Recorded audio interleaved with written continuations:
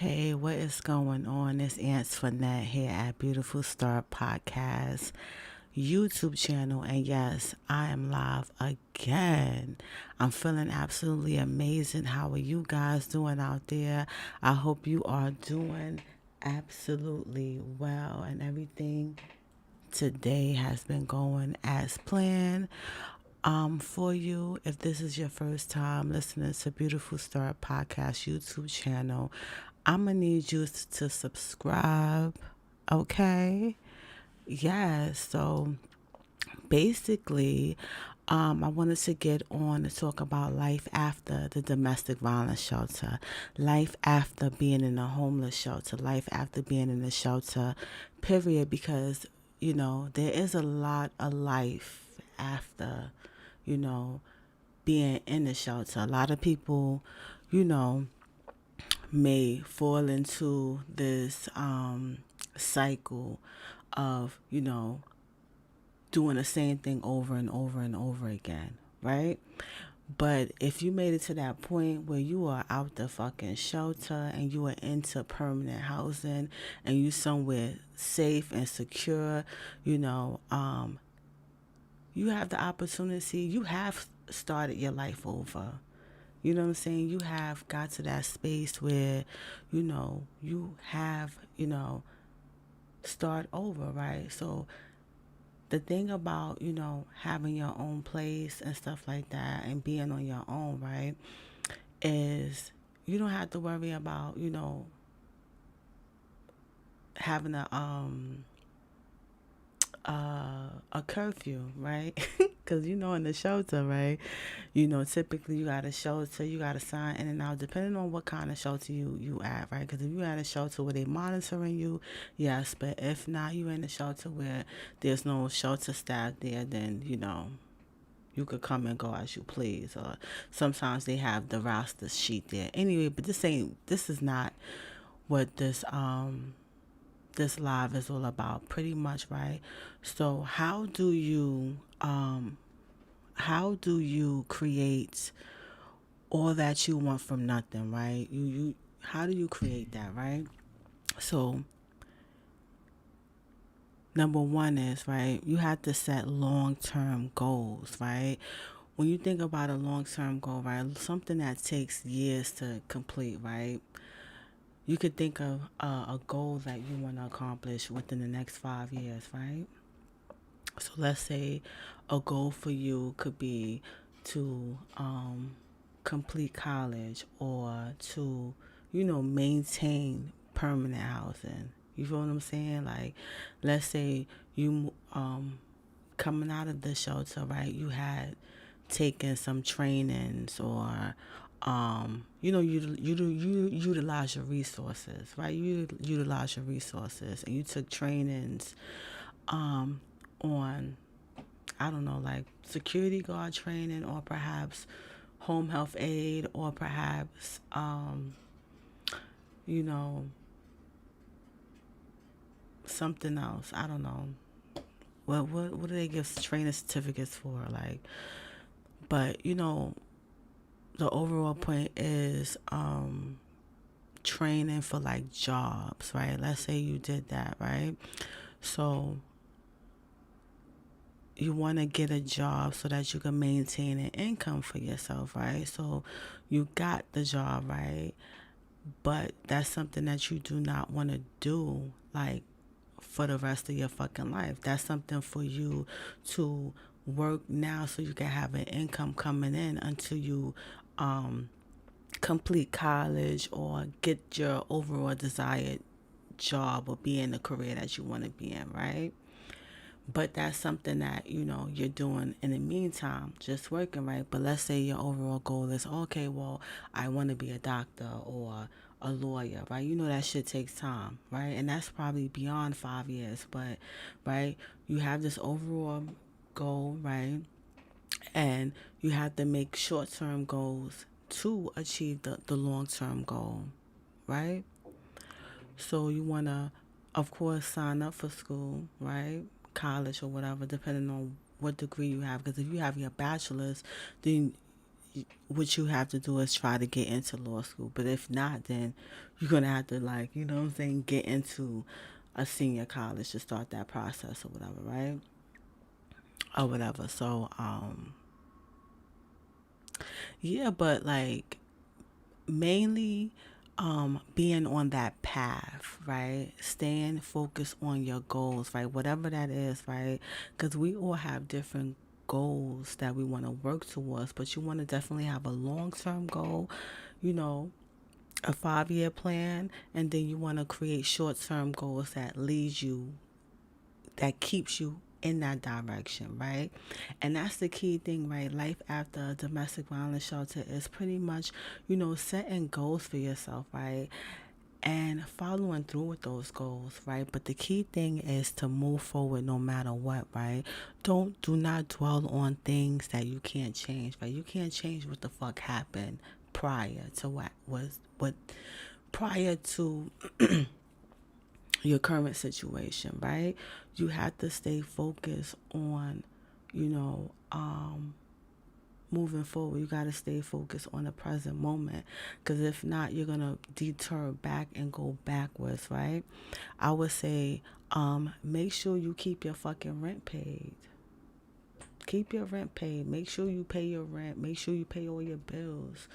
Don't fall into this cycle of, you know, depending on the shelter system, right? I understand in terms of the fact that, you know, um, a lot of people, you know, a lot of you guys wasn't in the shelter because of the fact that, oh yeah, you didn't have a place to stay and you was, you know, you was homeless. It was the fact that, you know, you was escaping an abusive situation, right? But other people, and you know, everyone's in the shelter system for different reasons, but mainly I'm talking to the woman who pretty much was in a shelter system due to like domestic violence, due to being in an abusive relationship and fleeing that, right? When you flee a domestic violence relationship or abusive relationship, it doesn't mean that, oh, okay, you're broken, you're poor, but it's just that you need a hand up. You know what I'm saying? Like, it doesn't necessarily mean that you're poor and you don't have it. It's just that you need safety. You need to flee that situation, right? But a lot of times, right, you know, because in the shelter, when you're in the shelter, you don't have to pay rent. You don't have to pay none of that, right? So all of that stuff, right, is, you know, free to you. Like, you know, right? But a lot of times, depending on how long you've been in the shelter, you could be conditioned to believe like, or to feel like, oh well, I wasn't paying rent for this long, so why should I have to pay rent? You know what I'm saying? You, I guess it all depends on your habits, right? But you don't want to be in a permanent situation and don't fucking pay your rent and feel like, oh, okay, well, if I don't pay my rent, I could just go into the shelter and they'll help me. Like, no. Like, why would you want to do that process all over again? Why would you want to get evicted out of your apartment? You know what I'm saying? Like, maintain your shit. Maintain your apartment. Maintain, you know, even if you don't like it, because a lot of times, you know, people are getting out of the domestic violence shelter. They just want to get out of the shelter, period. So they taking whatever the first apartment is that they get. But make that space your make that space yours. Make that space your sacred space. You know what I'm saying? Make that space your home, you know, and maintain it. You know what I'm saying? Don't neglect paying your rent because you got used to not paying rent. You know what I'm saying? You want to maintain it. You know what I'm saying? You want to definitely be responsible, right? Because a lot of times I'm seeing a lot of girls, you know, who are, you know, in and out of the shelter because they not paying their bills, you know? And another thing is, right, just don't go back. Like, you made it this far, right? You left in an abusive relationship. You went through the shelter system. You got, you know, services in place. You utilize your resources. So focus on creating a life that you want, right? And, you know, setting goals, right? I know it's so easy, to sit down and set goals and stuff. And a lot of people, are challenged with maintaining the goals, with actually, you know, um, with actually accomplishing it, right? Because it's not so much, because a lot of people could sit down and really plan and be like, oh, well, in the next 5 years, I want to be here, right? But when it comes time to execute it, I'm seeing a lot of people, a lot of women, procrastinating and just not really knowing how to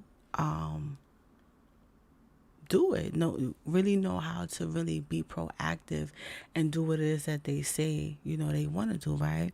So it's like you have to be accountable for your goals that you set, right? Because if you cannot hold yourself accountable, then you need to definitely join a group, right? An empowerment group that, that can help you be on top of your goals, right? Sometimes we need, to surround ourselves with other women and actually also have a mentor that could help guide us in the direction that we need to go in, right? It's okay to say, well, I need help with this, right? I set goals or whatever, but but I just don't put in the work, right? And that's fine. But the first step is to actually acknowledge the problem, to acknowledge like, damn, you know, I I do have high hopes for myself. I do want better for myself. But when it comes to actually, eliminating a procrastination, I don't know how to do that. And it's okay. You know what I'm saying? And, I'm here to tell you that you can definitely, overcome anything, right? But do it. Do what you need to do to overcome that stage, because if you're not able to, apply your goals, meaning actually put in the work and maintain your goals, at least have a routine or just have, some organization to your life, then you could revert back to, you know, the old way, your old ways, right? Then other things will sneak in, and it's like, no, you want to keep yourself busy. You want to keep yourself moving forward. And the only way to move forward, my opinion, what I believe, is to fucking have goals. Like, you gotta have a goal, because it gives you a destination to look forward to, a destination to work towards. It really does. It really, and I kid you not. You know what I'm saying? It really gives you a path to be on, right? Because it's like, how can you move forward if you're not doing anything that is directing you on that path? That's, you know, allowing that path to go smoothly. You know what I'm saying? If that makes any sense. You feel what I'm saying? Because I hope you guys get it, right? Because it's like, it's just the beginning of really, getting out of the domestic violence shelter and really, you know, starting over, starting a new chapter, right? Because it's not so much of starting over, it's just a different phase. Because it's like, yo, being in a shelter, that shit is fucking stressful. I don't care what nobody say, right? And to say that you were in a shelter during this whole COVID, right? Because I know a lot of you women, were in a shelter during COVID, right? And just now transitioning and getting into your own apartment, right? So like, just having that idea of being in a small space. Some of you guys were single. Some of you guys have your children with you. Having to deal with the staff with their nasty ass fucking attitudes. Having to really deal with a curfew. Some of you guys were in spaces where you had, it was an apartment and you had rooms, but some of you guys were in an apartment and you were subjected to a room. Some of you guys were in hotel rooms where you can't cook. You know what I'm saying? The shelter has to provide the food for you, right? And that's stressful to know, especially when you love to cook and especially when you are into, being healthy and stuff like that. And then now you can't make the type of food that you're used to cooking, right? Because you don't have no cooking facility. You know what I'm saying? You don't have a fucking oven or a sink or none of that stuff, because the shelter, particular shelter they placed you in, they provided the meals, right? But, right, the great thing about that, right, you could see how far you came along, but where you are now, because this video is strictly for people who actually are out the shelter, you know what I'm saying, who actually are in their own apartments, right? Whether you just got the key and you know what I'm saying, you going in, sweeping it up, whatever, right? You actually physically have your apartment. And I want to tell you that you actually, you made it through a stressful phase. But I'm here to tell you that, it doesn't stop there, right? It doesn't stop there. There's still more work to do, right? There's still more work to do. There's still a lot of more living, a lot of more life to be lived, right? In this new chapter that you have. And I'm here to tell you that you can write this new chapter for yourself, right? You can have everything that you want. You can manifest a beautiful relationship. You are deserving of love, and deserving of appreciating yourself. You are deserving of maintaining your space. You are deserving of keeping it up. You know what I'm saying? And all that you want and desire for yourself now, you can have and you will have, right? As long as you work towards it, and stay forward and move forward, right? That's what I would say. Like, you gotta strictly be on some. You have to really be focused. Have a laser focused being on that shit, because it just time just is going to keep going. I'm just telling you, time is going to keep going. So you might as well, move with the times, get with the times, and move forward. You feel me? Because at the end of the day, you do not want to be making the same mistake.